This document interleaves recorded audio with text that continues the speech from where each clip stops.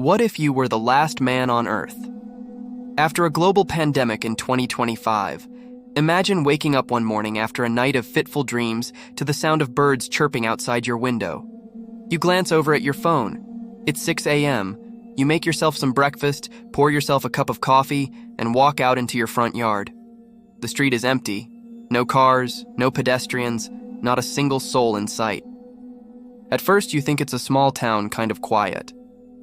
But something seems off. As you drive around, you discover an eerily silent world. Highways are empty, shops are shuttered, and the wind is blowing through the trees with an eerie sound. Where has everyone gone? Even in 2025, pandemics are still a very real threat. New variants continue to emerge and could cause massive spikes in cases. Global health officials warn that new diseases could leap from animals to humans as climate change alters migration patterns and ecosystems. So what if a deadly new virus did emerge? How would it change our world? What if it took everything? Part 1. How did humanity disappear? In early May 2025, a new virus emerges. Its origins could be anything. Climate change may have shifted weather patterns, forcing animals to migrate and carry diseases with them. Or perhaps it began with a person, someone who didn't know they were carrying a pathogen that would eventually wipe out the human race. Whatever its origin, this virus would be unlike any we had seen before.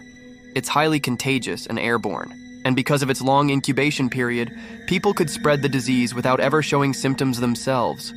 Worse yet, it turns out that our current vaccines don't even work against it.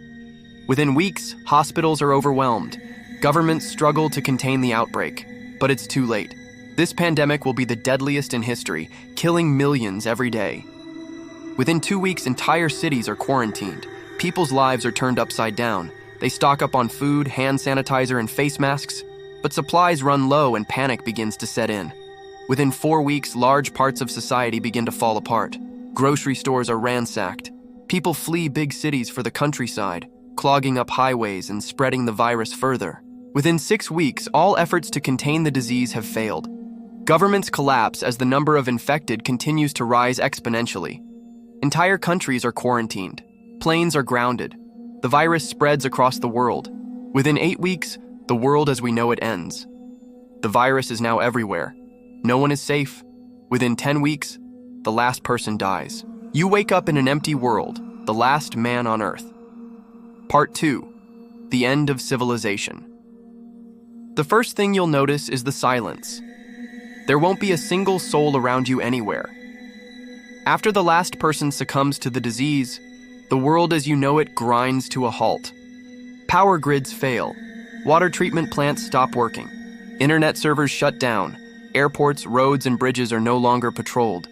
Nature immediately begins to reclaim the abandoned cities. Trees sprout through concrete. Bushes grow over houses. Vines choke buildings. Without anyone left to take care of them, domestic animals run wild. Farmland is abandoned, crops rot in the fields. The world's AI systems fail one by one.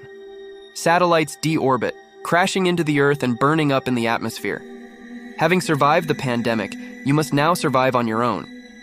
You search the deserted streets for food and water, finding plenty of both, but neither of which is safe to consume. You must purify the water and find non-perishable food that won't spoil. You find an abandoned house and settle in for the night. You have all the food and water you could ever want, but no one to share it with. You are utterly alone. Days turn into weeks, weeks into months.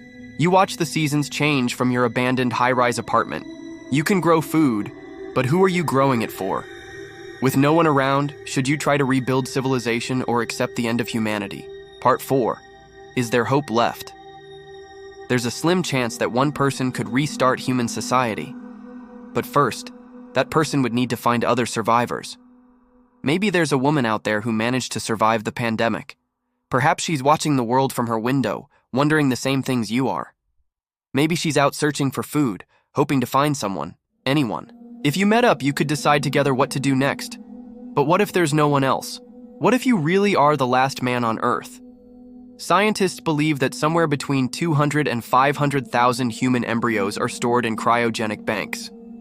Maybe it's your destiny to find one, thaw it out, and raise the next generation of humans single-handedly. In the meantime, you could always try to contact the outside world. If you found a radio tower and transmitted a message into space, it could take centuries, but someone, somewhere, might just be listening. Now it's time for you to make your voice heard. If you were the last man on Earth, what would you do first? Let us know in the comments. And don't forget to like, share, and subscribe for more videos. The world may have ended, but our story is just beginning. Fade out as the camera follows the last man walking into a crumbling city skyline.